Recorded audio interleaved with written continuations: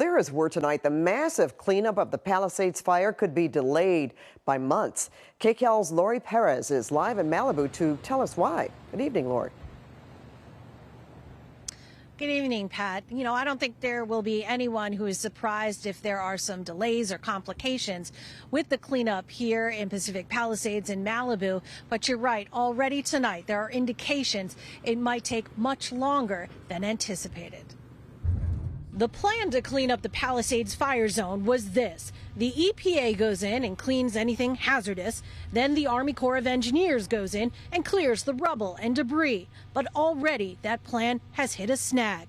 As of tonight, this map shows hundreds of properties in Malibu and hundreds in Pacific Palisades that the EPA says are so unsafe it will not send crews in to clean anything on those lots. A lot of these houses are on the sides of cliffs, or they burned partially and there's wreckage and they're going to fall down on people if they go in and try to clean up a battery.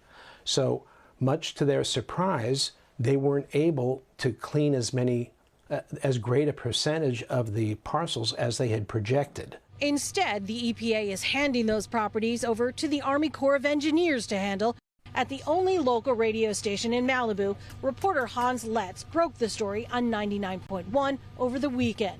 Instead of environmental protection workers, the EPA confirmed to him the Army Corps of Engineers will bulldoze the sites and at the same time be responsible for removing any hazmat.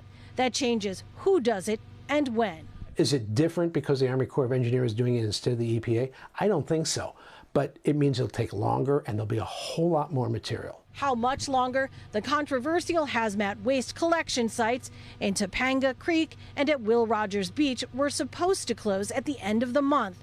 The question is whether that can still happen if there's still so much that needs to be cleaned. They're going to sort the hazmat out, and where are they going to do that? They're going to do it at Topanga Creek and Will Rogers State Beach, which is going to take months because we're looking at, instead of dozens of truckloads, we're looking at hundreds or thousands of truckloads, and not just in Malibu, but in the Pacific Palisades too. Now you can track the progress of the cleanup at any specific address on a new interactive map, and you can get a link to that map on the LA County Recovers website. We are live in Malibu tonight. I'm Laurie Perez. Pat, back to you. Wow, thanks so much, Laurie.